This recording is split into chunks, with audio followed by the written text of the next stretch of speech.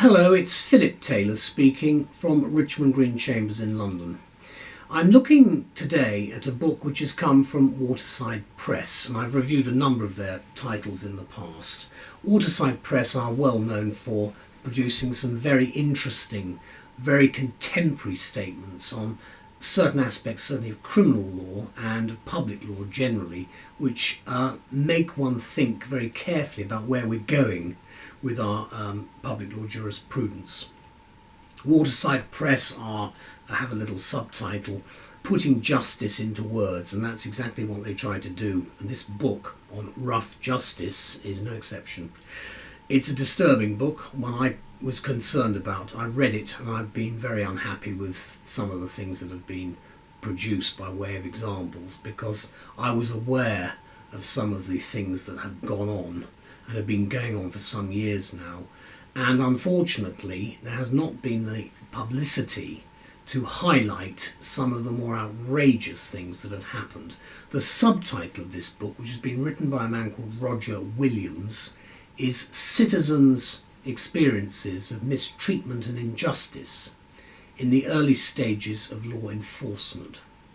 Now, I'm recording this just during the general election campaign. Just had a number of announcements from the DPP, this is April 2015, concerning prosecutions of journalists, the way that they have been dealt with, and a whole range of other issues which are actually leading to a lack of faith in the way in which law enforcement is being conducted.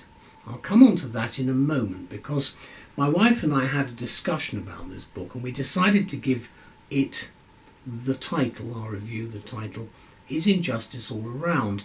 Probably yes, so that is why there's a good case for an urgent new debate on law enforcement reform in the United Kingdom today. Bit of a long title, that one, but that's really what this book is about. Let me show you the book first. Interesting picture of Westminster, George's Tower. You've got Parliament, you've got police officers, and you've got the little heading there, you've got the spine, then you've got the quotes on the back. Some of the quotes are taken from the book itself, and I'm actually going to refer in part to that later. There's a detailed index at the back, highlighting some of the case studies that have been produced. There are some very interesting points at the back. I'm just going to get to those to show you the examples of causes for concern, actually given right at the back. There are a lot of examples. There's an interesting organisational structure, which are the problem, because one of the points that comes out of this is the fact that we're talking about the early stages of law enforcement and whether in fact people right at the top are involved in what is going on down below, and that is where I think the problem lies, but we'll get on to that in a minute. That's the front of the book. There's a foreword by Professor Wilson, I'll mention him again in a minute. Then you've got the actual contents, you can see that there, running through the stitch-ups, as he calls them, all the other things. Then there's a summing up in part 3. There's a preface with some acknowledgements, and it actually sets out a whole range of problems. There's also a foreword, that's from Roger Williams, the preface. Then the actual foreword is from Professor Wilson, and then there's some detail about Roger Williams there and who he is and what has happened. Then there's an introduction. Could it happen to you? That's how he starts off with it.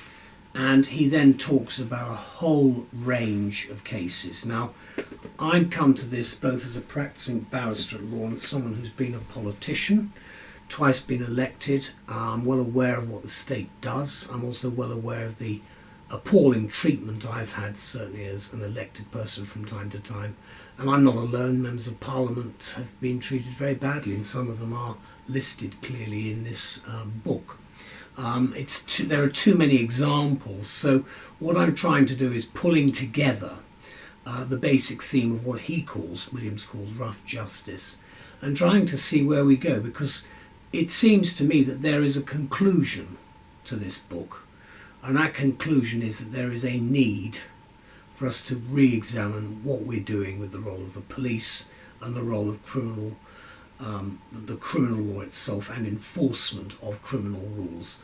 It's long overdue in my view. We've been tinkering it for years and got nowhere, but we'll get on to that. Let me just start off by saying I do welcome this book. I think it's an important addition to the debate that we are going to continue having about the oppressive behaviour of certain people who are part of the state apparatus, if you like, the state machinery, the officials. Many of them nameless. We never hear about them, but they make quite substantial and profound decisions which affect us all. And the trouble is, it's too late quite often to find out who they are and to deal with them when they make really serious mistakes. And unfortunately, a lot of these people are public servants, and that's another issue that needs to be looked at, because we are now in a new age with the internet. We have all these different pieces of legislation, the Freedom of Information Act, the Human Rights Act, the Data Protection Act, to name but a few. And what we've got to do is see where we as the citizens are going when it comes to forms of mistreatment and injustice right at the lower levels of law enforcement. My message certainly to applied criminologists is read this book and you'll get some idea, instead of reading some of the waffle at the much higher levels of criminology syllabuses. You might find this book of some help. This is what we say. Roger Williams is to be congratulated on opening up an intriguing debate on modern law enforcement. His catalogue of stories and comments on very recent matters highlight the need for urgent reform of the entire criminal justice process, and that's our opinion. And he's not alone, of course, in calling for such reform, although I'm being fairly more blunt about it. One of the worst aspects of what Williams uncovers here in Rough Justice, with the experience of mistreatment and injustice, is the frequency of the complaints raised by individual people. I said earlier, and I'm one of many who have been candidates, who've been elected to things, and of course I'm a practicing barrister, there are people who complain for the sake of it, and there are also people who have a valid complaint, and you have to be very careful when you're looking at the individual circumstances of every case. The very word complaint has for some time not been acceptable to many in both the civil and the criminal justice processes, with the words constructive observation being held to be more appropriate. I had that said to me by the judiciary. Mr. Taylor, we don't use the word complaint, it's a constructive observation. Well, okay, it's still a complaint to me, because what you're doing is you're highlighting something that's gone wrong and you'd like redress for it, putting it in its bluntest terms. But if they play that sort of game, one of the arts of the advocate is to make sure that you can redress that particular balance when they're playing games with words. So to some, this is a symptom of a much bigger malaise, and this statement on criminal justice and where we are with it in 2015, I find makes troubling reading, because that's not what I'd like to be reading in 2015 at all, because if anything we've gone back rather than going forward and trying to ensure that the rights of the citizens are enshrined, especially in Magna Carta year, when we are reminded it's 800 years ago since we established some basic principles, not religious principles, but very, very basic principles of survival as human beings, called the Great Charter or Magna Carta, because of what John did to us. And that is really the starting off point. And I hope it will be the finishing point to a certain extent, in that this book will highlight some of the important things that should not have happened in the first place and just should not happen again. Williams says that when Pandora's box is opened, what's revealed are not, quote, just a catalogue of bad experiences, but inadequate legislation, dubious procedures such as the police investigating themselves, an inability to admit mistakes, and poor regulation. Yes, and a lot more too. Just those points alone, I'm sure many readers will be very familiar with. And as I've said before, in 2015, a lot of this is simply not acceptable if Parliament was doing its job properly. And of course, the inadequate legislation is something that can be labelled against successive governments of whatever political persuasion, because they have never really addressed how to sort out the criminal justice system properly, and they've just tinkered with it. So what are the answers to rough justice? How do we deal with what is happening at the moment? Of all the examples, let me just pick chapter 10 about Tim Loughton. The comment passed is that Loughton's story shows just how easily the police confuse victims with perpetrators, concluding that what can anyone say? And in Loughton's case, he was a member of Parliament. And the way he was treated was absolutely outrageous. And I'm recording this with the announcement that a whole series of Sun journalists have now had charges against them dropped after what were particularly unpleasant law enforcement tactics used by the police in particular, putting one man on bail for well over 1,000 days. Totally unacceptable. This is not what Magna Carta was about, and not what we should be doing with our criminal justice processes in my submission in 2015. So what is the answer? Well, quite a lot of things actually can be looked at here if we're permitted to do so, because we're in an age of social media which has shifted the boundaries considerably in recent years on comment. And the classic is Twitter. You've seen some of the really interesting developments there. For a start, we also need to end, for instance, the nonsensical, costly crime statistics which bear no resemblance to reality in modern Britain, from a heavy, very seriously difficult police station, say in a northeast London area, with a very quiet local country police station where the crime figures are going to be very different. The police have got different requirements. Recording and actually producing that sort of information is going to be very, very haphazard in a stressed situation from a more relaxed situation, and so on. Those statistics, as I've indicated, they are there, but they, as the crime survey has pointed out, have very little meaning. Writing in the foreword, Professor David Wilson reminds the reader of the very large number of people who do not come into contact or encounter the state. And we meet them, of course, on the election campaign trail. I meet them both as a practitioner, certainly have met them at my law centre, and as an elected councillor, because that's when they're in trouble. People come to me as a barrister when they're in trouble. They've come to me as an elected member when they have had problems. But otherwise you don't see them except when you knock on the door and ask them if they're going to vote for you. It's the only other time you might see them. The vast bulk of people are law-abiding and we don't have a problem. So lawyers and politicians, what do? We actually deal with that group of people who do come into regular contact with the law enforcement agencies.